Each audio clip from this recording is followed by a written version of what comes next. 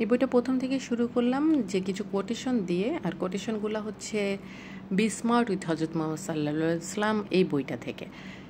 যে বইটা লিখেছেন ডক্টর হিশাম আলাওয়াতি এবং অনুবাদ করেছে মাসুদ শরীফ।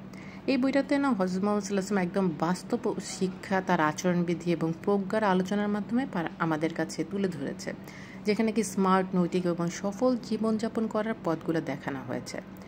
নবী করিম সাল্লাল্লাহু আলাইহি ওয়াসাল্লামের ছোট ছোট কাজ, তার ব্যবহার, মানুষের সাথে তার কেমন মেলামেশা ছিল এবং সমস্যার সমাধানের কৌশলগুলো না এই বইতে খুব চমৎকার করে তুলে ধরা হয়েছে।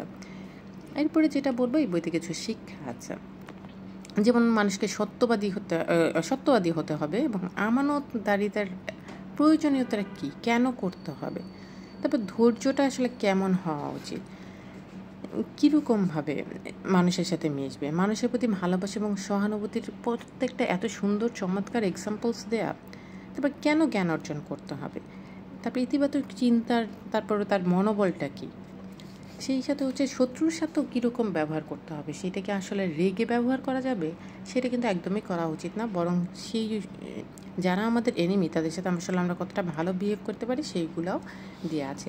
শুধু এইটাই না, তারপর হচ্ছে লিডারশিপের কিন্তু বেশ ভালো কিছু এক্সাম্পলসও দেওয়া আছে। তারপরে যেটা বলবো যে এখানে আরেকটা যেই ব্যাপারটা এই বইতে বলতে চাই সেটা হচ্ছে এই বইয়ের ব্যাপারে হজরত মোহাম্মদ সাল্লাল্লাহু আলাইহি ওয়াসাল্লাম দেখেছেন যে এক্সপিরিয়েন্স থেকে যে লার্নিং, ভালো কিংবা মন্দ প্রত্যেকটা কাজে কিন্তু আমাদের বেশ কিছু শিক্ষা দিয়ে থাকে এবং আমরাও কিন্তু সেই শিক্ষাগুলো ফলো করতে পারি। তারপর সময় ব্যবস্থাপনা, টাইম ম্যানেজমেন্ট অনেকেরই হয় না, মানুষ বলে যে আমরা পেরে উঠি না, কিন্তু নবীজিও কিন্তু করতেন, সেই ইবাদত করতেন, কাজ করতেন, পরিবারকে সময় দিতেন, বিশ্রাম নিতেন, তার জীবনধারাটা কিন্তু আমরা ফলো করতে পারি। তারপরে যেটা বলবো যে উনি সঙ্গীতের সাথে পরামর্শ নিতেন সব কিছুতে, তাই যখনই এই ব্যাপারটা কিন্তু ফলো করা যায় যে আমরা যখন নাকি কোনো দলগত সিদ্ধান্ত নিতে যাবো কিংবা বড় সিদ্ধান্ত নিতে যাবো, সেখানে কিন্তু অবশ্যই বাকিদের সাহায্য নেওয়া উচিত, তারা কী মনে করে। তারপরে বলবো স্মার্ট যোগাযোগের একটা কৌশল দেখানো হয়েছে, যে সফটওয়্যারে কথা বলা, মানুষের সাথে মনোযোগ দিয়ে শোনা, সঠিক সময় সঠিক শব্দটা বেছে নেওয়া, এইগুলো কিন্তু স্মার্ট যোগাযোগের একটা কৌশল।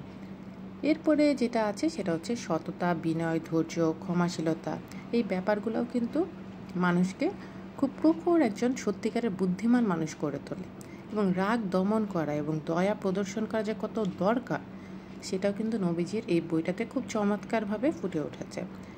তাই বলবো কি, লাস্ট আরেকটা কথা দিই যে সরলতা দেখানো একজন বুদ্ধিমত্তার পরিচয় দেয় একজন ব্যক্তির, তাই জীবনে ছোট ছোট কাজে দয়া এবং ভারসাম্যটা বজায় রাখা খুব দরকার। তাই আমি বলবো আপনারা সবাই এই বইটা পড়ে দেখুন। ধন্যবাদ।